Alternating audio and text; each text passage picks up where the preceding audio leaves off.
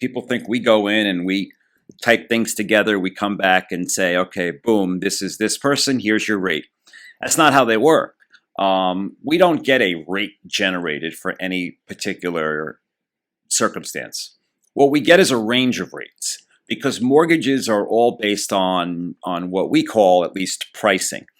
And so when I give a particular scenario, a purchaser with perfect credit, putting 20% down, blah, blah, blah, I will price out a loan and I will get a range of rates, let's say anywhere from 2.75 to 3.875, big range.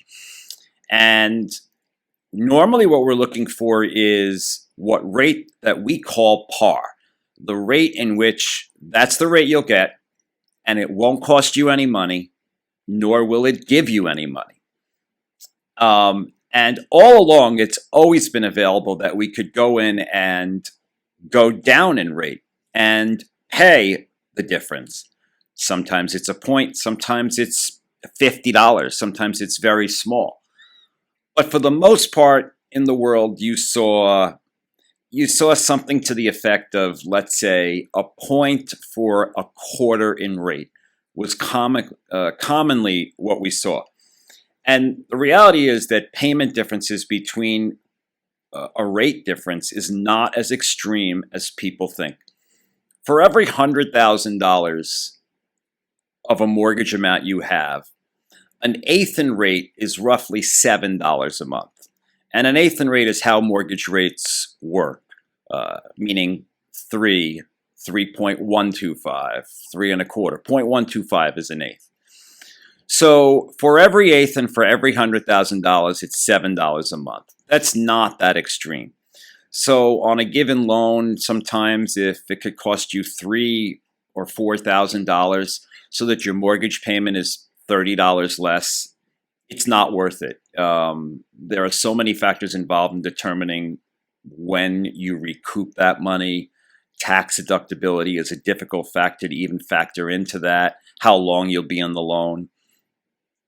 But what has changed now is when I go to this pricing engine and I look at someone's opportunity, we see some very extreme jumps that are astonishing sometimes. So you could go in on any given scenario and let's say 3.75 is the rate that they could get at par, costing them nothing. And if you look at what else there could be something crazy, let's say 2.99 for a point. That goes from something that I don't recommend to an absolute no-brainer. So that's what's crazy, and that's why things have been different and things have been changing. Now, as I mentioned, mortgages are priced based on what we call pricing, and there are adjustments to pricing, and that's how we determine what kind of rate someone gets.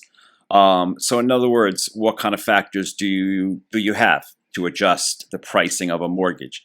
Credit score, the down payment size, the property type, the occupancy of the property. Are you buying an investment property or are you going to be living in this home?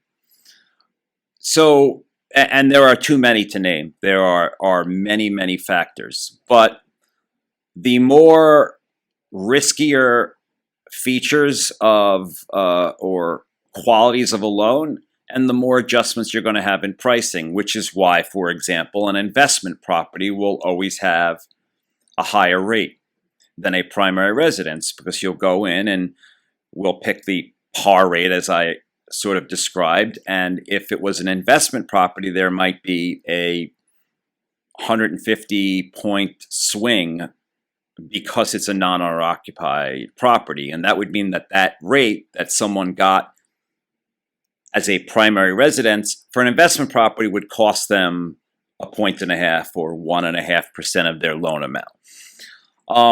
So what's interesting now is it makes this ability or this concept of should you pay points, it makes it go across the board because it's not just any one scenario.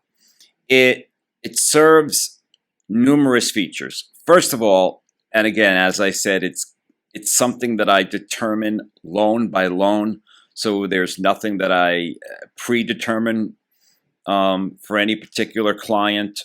But when we go in and we can see, we price out a loan and you're going to be a half point lower in rate, 5/8,